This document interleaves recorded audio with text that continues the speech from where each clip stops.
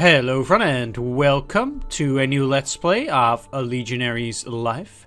This will be, unlike most of my games, an RPG. And in this RPG you take on the life of a common Roman soldier during the times of the Second Punic Wars. So I think this should be pretty exciting.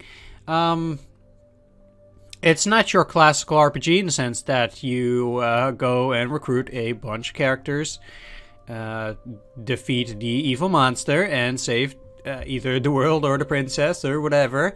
But in this one, we basically just, try to get through the wars and, maybe make a decent buck or make a name for ourselves. But most of our priority is to survive. Now this game does have a pretty interesting mechanic.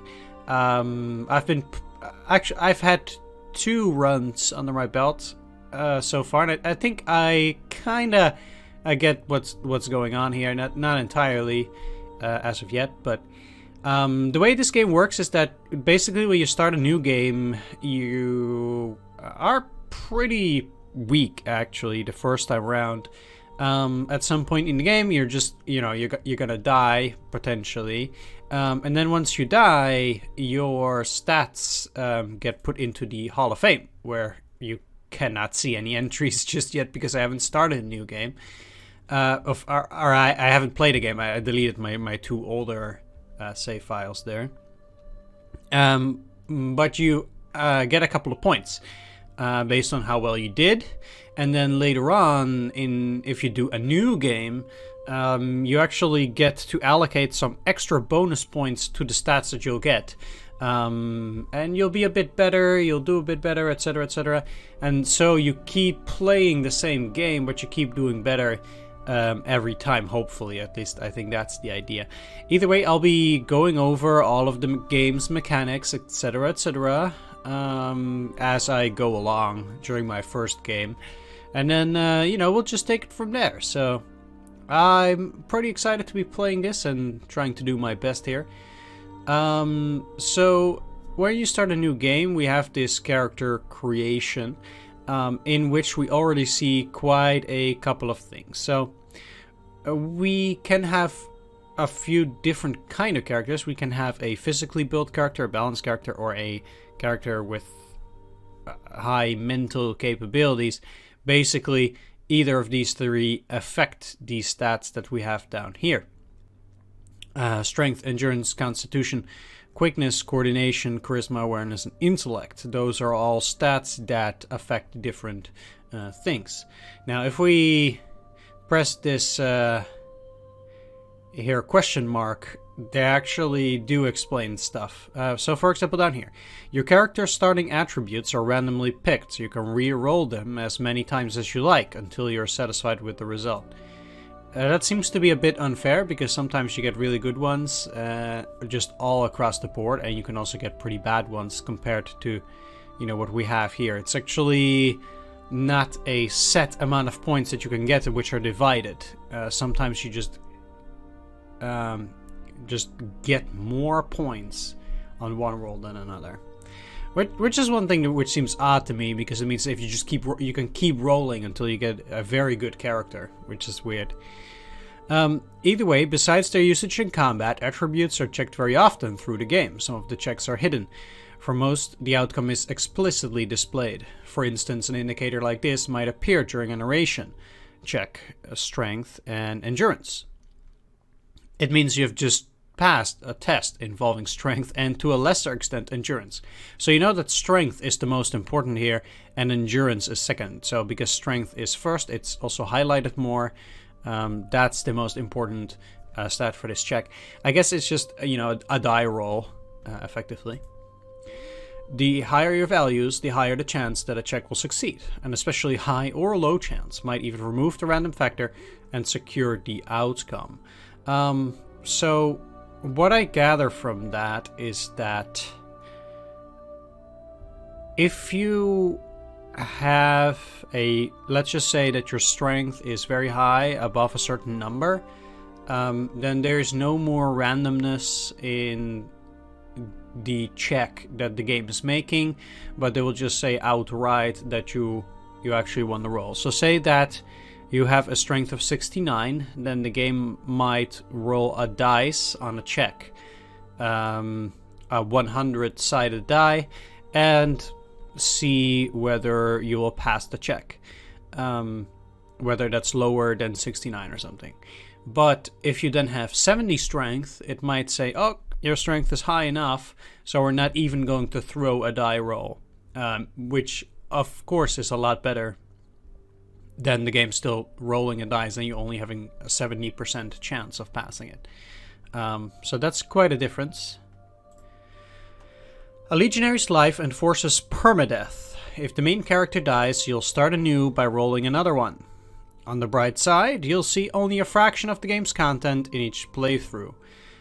So pretty much, like I said, the fates are reset and you're going back in time to the start and basically to test your luck once more, over and over and over again until you keep doing better and better and better, increasing your stats, etc. Depending on how well you did with your most successful Legionaries, you'll be able to spend bonus points on new characters. Yes, exactly. You can place emphasis on physical or mental attributes. It does not guarantee better values for a specific group of attributes. Rather, it allows for higher peaks and increases the chance of getting higher than average results. On the other hand, values in the lower range will be more frequent and pronounced in the opposite group of attributes. Click on a group of attributes for more information. Alright. Strength. Strength has a direct influence on the damage you deal. Makes sense. Endurance allows you to fight to the best of your ability for longer, so you get tired less quickly, which will come into effect later when we're going into actual combat. Constitution, or Con, determines your capacity to absorb damage, represented by health points. So with Endurance, your character gets tired, and Constitution increases your hit points. Quickness makes you act more frequently in combat. Coordination helps you recover faster and more effectively when you lose stance.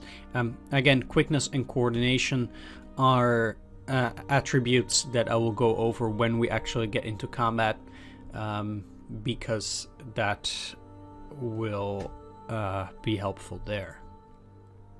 The last three are Charisma, Awareness, and Intellect.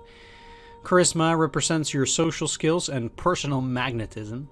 Awareness measures how sharp your senses and instinct are. It's also used in combat when attempting or resisting feints. So again, that will come up in combat. And then Intellect represents your logic, decision-making, problem-solving skills, and education. I think these three stats are, well, more important even than the ones up top. Either way, I'm just gonna roll once and just take it from there. I'm not gonna keep rolling until I get a good one. Just gonna roll once and we'll just see. So we got Strength 48, slightly below what we just got. Endurance is okay. Constitution, bad. Very high quickness. Coordination, average. And then Intellect is also... Intellect, Awareness, and Charisma are pretty decent. Guess we'll just have to accept it here. Like I said, just gonna roll once, not multiple times. Choose a name. Let's just go for Night Phoenix the first time. We cannot actually get the same name twice, so I'm gonna have to think of something else on the next one. So that's gonna be interesting. Either way, there's gonna be a lot of talking here. The First War lasted for over 20 years. Conflict had been only a matter of time once the relentless expansion of Rome came close to the huge Carthaginian sphere of influence. A young power propelled by a staggering self-confidence, Rome had most of the Italic Peninsula under its control at the time. On the other side was the Punic city of Carthage, a centuries-old naval colossus dominating the western Great Sea. An insurmountable gap in power and prestige seemed to divide the two cities. Unexpectedly, the Roman Republic emerged victorious, incomplete as the victory was. Building upon its successes, the city's maritime territory grew larger and more secure, while humiliating conditions well beyond the actual extent of the defeat were imposed upon Carthage. Nevertheless, the price was tremendous for both parties. Some say that not even Alexander's conquests devoured so many lives. It all paled compared to what was to come. The truce that followed lasted for a generation. You were a child when the situation hovered on the brink of war once again. You still remember the talk in Rome back then, when everybody expected the looming conflict to take place in the distant colonies of Hispania to the west, now that an attack by sea was nigh impossible. The astonishment when the news reached the city is still fresh in your memory.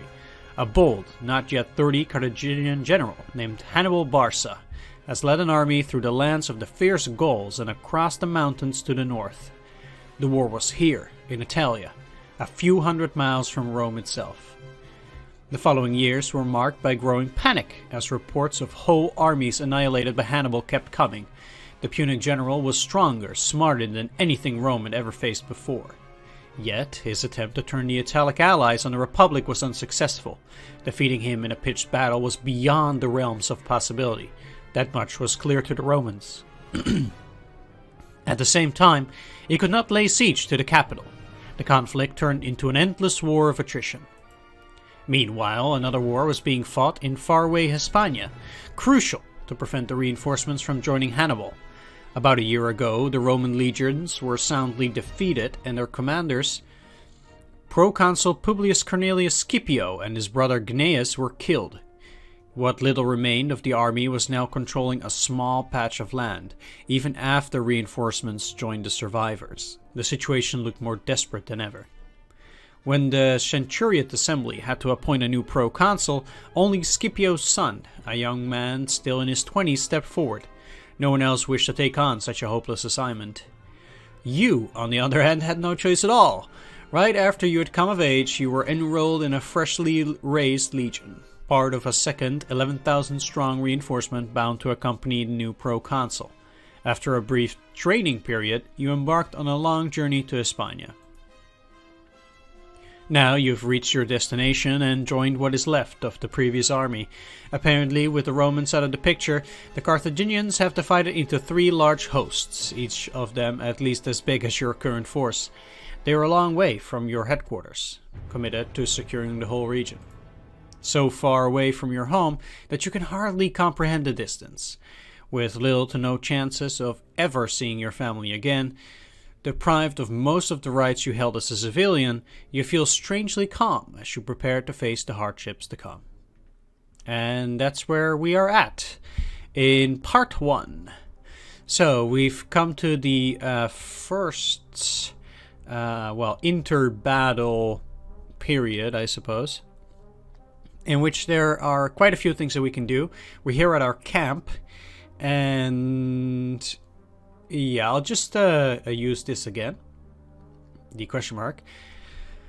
While your character is assumed to be engaged mostly in his day-to-day duties, here you will decide how he spends his precious little spare time. You can choose a main branch of activities. Once inside a specific section, you'll be presented with a more detailed choice on what to do. Every button containing an hourglass icon will consume time upon selection. Don't be afraid to experiment. This game is designed to be replayed many times. Then in the center, here, the time left bar represents how closely the next main event, typically a pitched battle, is. That's up here. We can see that on the top right. Then here in the center, some of your current stats are displayed here. Morale is very important as it affects your chance of success in most checks, although the chance of increasing your skills and attributes is exempt. So we have a couple of training things to do, or workout, etc. And morale does not actually affect that. So no matter how high my morale is, it does not affect my chance to increase my stats through a workout session, for example. That's pretty important to keep in mind, but it's still very good. Virtue represents your integrity and moral standards. A high or low score may open up more opportunities on occasion. Opinions represent how popular you are, with various entities playing a prominent role in your life as a legionary. They have an influence on many things, including promotions. You can press Control at any time to show the available hotkeys. So we have 3 different opinions: Troop, Centurion, and the Proconsul.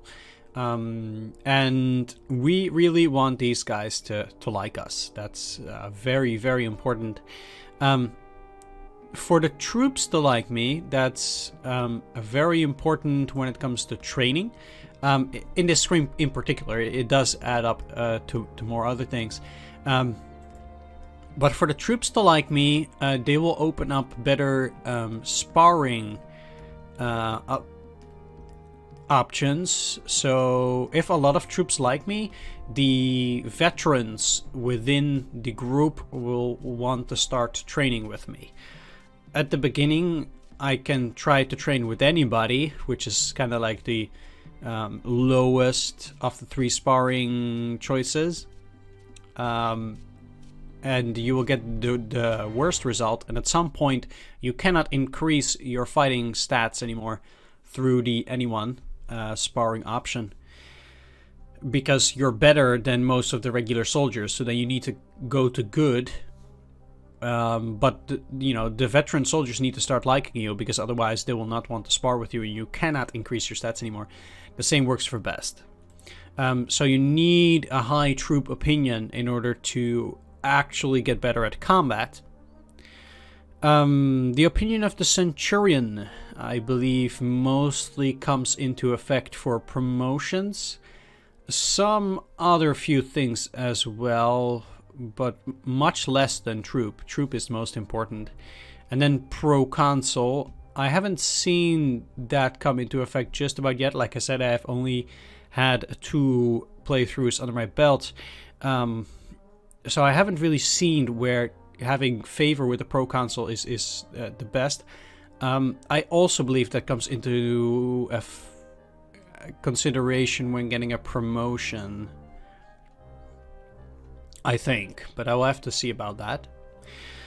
So here we can see our character, his health, stats that we have here, his skills.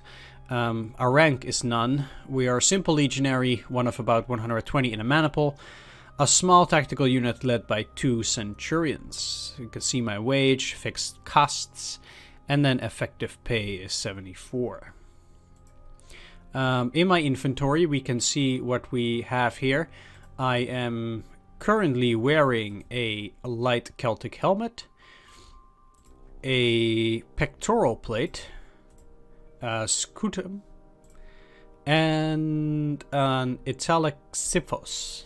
Very hard to pronounce there.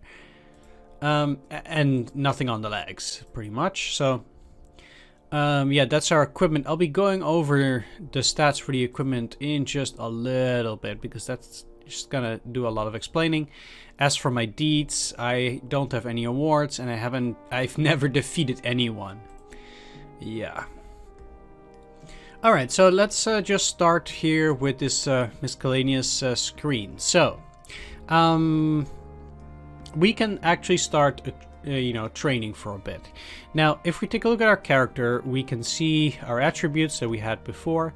The awareness is actually dropped by a bit because I'm wearing a helmet, which lowers my awareness because I can't see as well as without a helmet. And then we have the skills: sword, shield, javelin, and some secondary skills, which again I have not actually seen come into effect so far, but we'll see. Let's just go over this. Strength, we've already read these. Alright. Attribute values highlighted in red are being penalized by your current equipment. For example, helmets usually reduce your awareness. Yeah. This one we haven't read yet. Sword represents your skill level with your main melee weapon. The sword. It's a central component of many combat actions like attacks, feints, and soft spot attacks. The shield skill is used to determine your chances of successfully defending from both melee and ranged attacks. In those rare circumstances where you enter a fight without a shield, a value based on your current weapon skill, quickness, and coordination is used, resulting in a lower defense, especially when fighting in an enclosed space. Your javelin skill is employed for ranged attacks. You won't use it as often as your melee skills, but your javelins can be devastating weapons in expert hands. Besides skills, there are many other factors affecting how successful you are in combat. Morale, stance, fatigue level, weapon handiness, weapon reach, environmental conditions, etc. Yeah, so those skills are indeed the new ones. We have sword, shield, and javelin all at 29, and I want to raise those up for a bit. So let's go to training first, and the first one of these that we can have, there's no question mark here, is Javelin Practice. Your javelin skill can improve. The chance of success depends heavily on your coordination. Well, if we take a look, my coordination is 51, so that's about average. So doing some practice here. You employ a fair share of your spare time to refine your javelin throwing skills. You're definitely getting better at it. Your javelin skill has increased. Now if we go back to this character screen, we can now see that the javelin skill is at 30 instead of 29. So that's pretty nice. Let's try to do the same for solo practice. You spend a lot of time practicing your swordsmanship against a wooden stake. You're definitely getting better at it. Your sword skill has increased. And we immediately get to an event in the game. The thread of your life is spun. Basically, those are just tiny little events while we are at the camp. You have known Quintus Labienus since you were kids. Now he's in the same maniple as you. You have noticed that he's been acting very nervously of late. Let's ask him what is wrong. And apparently we got a check for charisma, secondary intelligence, and third awareness. But we passed it. After a little persuasion, you convince him to spit it out. Basically, if we failed that check, probably he would say something along the lines of, oh yeah, I don't want to talk about it. You remember that Quintus lost his father in the disaster of Cannae about 6 years ago. Then again, there's hardly anyone in Rome who has not lost someone that grievous day. Your leaders believed they could crush Hannibal's army by sheer force of numbers. He proved them wrong. The harshest lesson ever taught in living memory. Quintus has been waiting for a chance to fight back for such a long time, and yet now that his opportunity is drawing near, his fear of dying in the impeding battles is prevailing. One can hardly blame him, considering that your armies faced disaster on disaster since the war began. After sharing his concerns with you, Quintus looks overtly relieved. He thanks you for the talk that goes about his business. Our virtue has increased by 2, and our opinion troop has increased by 3. So, people see me talking with this guy and, comforting him, things like that. So that means that the troops will actually like me a lot more. Either way, with the solo practice, our sword skill improved. It has a very high chance of improving, but only when the value is low. I found through my first two games that you can pretty much only improve your sword skill up to 40 by using solo practice, or 39. It's very close to that number. So while it's lower than that, I think you're pretty much fine trying to increase your stat through solo practice. It's a pretty solid way of increasing your sword skills, but only up to that point. We can also go do some sparring. This training can improve your sword and skills. The way it works is we have this here sparring focus, and you can focus your sparring sessions on either the sword or the shield skill. Your chance of improving the focus skill will be 50% higher than normal, although it will be half its usual value for the opposite skill. So if we put it here, we have 50% higher chance of increasing the sword skill, but the sword skill, but the shield skill will be reduced by 50%, and the other way around. I don't know the actual chance, but I'm just gonna keep it here for now. Let's do some sparring. You spend a lot of time sparring with whoever is available. You're definitely getting better at it. Your sword skill has increased. So we are now indeed at sword level 1, so not bad.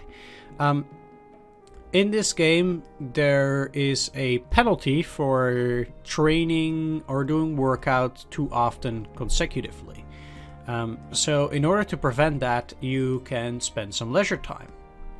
First one is hang around. You might increase the troop's opinion by a tiny amount, depending on your charisma. No matter what, there's also a small chance that your morale will improve. Again, we have the morale here. We're currently content, so it's mediocre, not bad. But we can do this. You're just chatting with some of the other soldiers. We can play dice.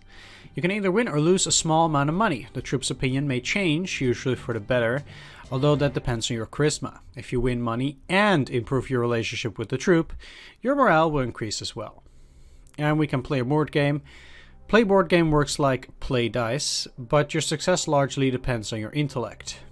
And we can also have fun. You'll spend 10 denarii and your morale will increase a little. If you do this too often, the effect will be dampened and your virtue will decrease. Right. Decreased virtue, huh? From having fun. Okay. Let's just not dwell too much on what kind of fun we'll be having. Yeah, so we have those options. Let's just hang around first. You spend a little spare time without doing anything in particular. You just want to relax and rest. Let's go and play some dice. You frequently pass time playing dice with your comrades. You've gained 2 denarii. Your opinion troop has increased by 2 and our morale has increased by 2. That's very nice. Let's go back here because we spent some leisure time already. So we can also do some workouts. So instead of, practicing with the sword or shield, we can also indeed work out a bit. First of all, run. This workout can improve your quickness and endurance. You often go for a run to get some extra training. Your commitment is rewarded. Your endurance has increased. It doesn't always have to increase. And in order to be on the safe side, I don't think you want to do these too often while you're at the camp, because you'll be spending a lot of time trying to increase it either once. And I think really that after the first time, your chances of increasing it a second time are definitely diminished. That's what it seems like to me anyway. And that applies for all 3. So I think you're safe trying to increase all of them at least once. But after that, I think it's already a bit tricky. Swim. You often go for a swim to get some extra training. Your commitment is rewarded. Your coordination has increased. And then we're going to go to the gym as well. You often spend time in a gymnasium for some extra training. Unfortunately, you aren't getting any better. See, already we have that there. Yeah, let's go for some leisure. And this time we can play some board games. You frequently pass time playing a game of La Trunculi with your comrades. You've lost 2 denarii. And your troop opinion has increased by 1. Let's also play some dice again. So that brings me to the last one of the time activities. Although we also have buy sell, but that's something different. We have a couple of options here. First of all, extra patrol. Volunteer for extra patrol duty. Your troops and centurions' opinions may improve. Even more so if your charisma is high. There's also the risk of an unpleasant random encounter. We can go for some extra guard duty. Volunteer for extra guard duty. Your troops and centurions' opinions may improve, even more so if your charisma is high. Guard duty is very boring, though, and your morale might suffer. We have extra coaching. You must be at least an aptio or a centurion to access this activity. Your troops and centurions, or tribunes, opinions may improve, even more so if your charisma is high. Unlike guard duty, there's no loss of morale, because it's not boring. And the last one is offer sacrifice. A sacrifice is rather expensive, 40 denarii. The lower your intellect, the higher the chance of getting a large morale boost rather than a modest one. You can't use this activity more than once per part. Alright, so let's do an extra patrol here. Nothing happens. Oh well. Let's do a bit of workout at the gym.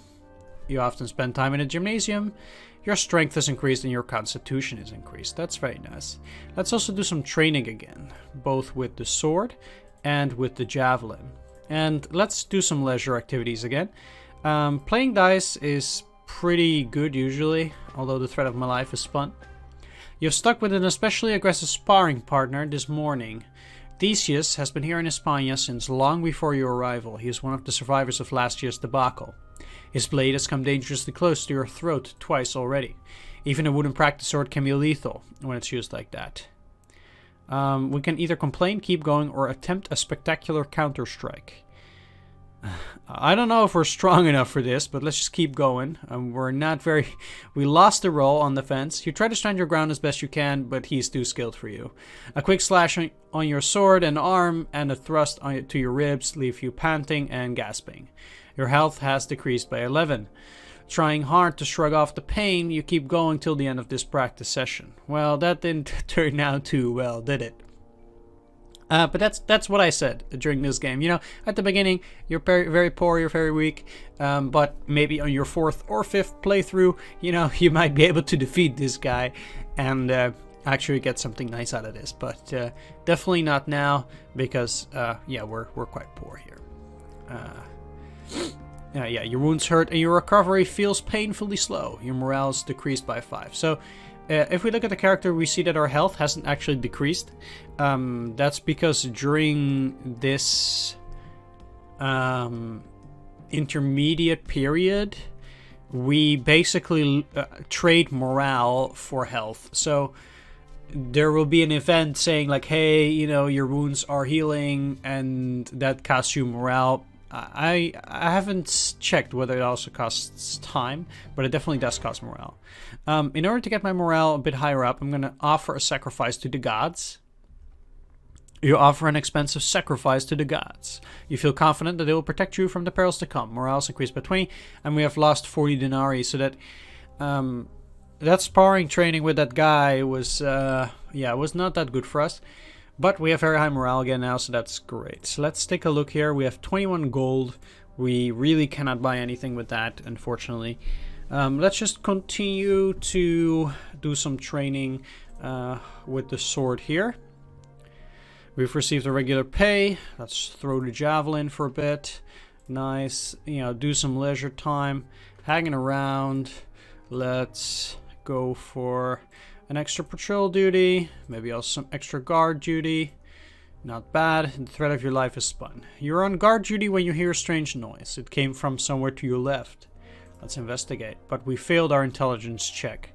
It's an owl, a bad omen according to tradition. You go back to your post, unable to shake off the uneasy feeling. Morale is decreased by 3. The rest of your shift passes without incident. Let's do a bit more workout.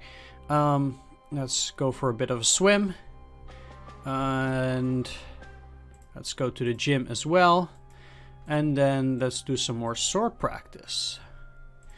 Bitter, playing some dice or playing a board game. Time is over. Move on to the next main battle as soon as you feel ready. Well, there's nothing else I can do.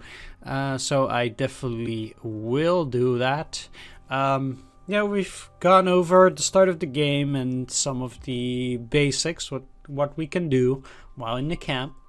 There'll be definitely more to come, but I think for a first episode, this is fine in my first LP. So, or for my first playthrough of this game, I'll probably skip a lot of this stuff, or I will see how I'm gonna do this in consecutive playthroughs. But during this first playthrough, you know, I'm just going over everything, explaining everything, etc., etc. Thanks for watching this episode. Do hope you enjoyed it. And if you actually want to see what this battle is about, I guess you're gonna have to continue in the second episode, where we'll actually do some battle for a change. That's the main highlight of this game, pretty much. And the narrative, of course. I actually really like the story about it as well. It's really great. Either way, thanks for watching. Do hope you enjoyed this one. If you did, please leave a like, comment, or subscribe. And I will see you on the next episode of A Legionary's Life. Thanks for watching, and see you there. Bye-bye.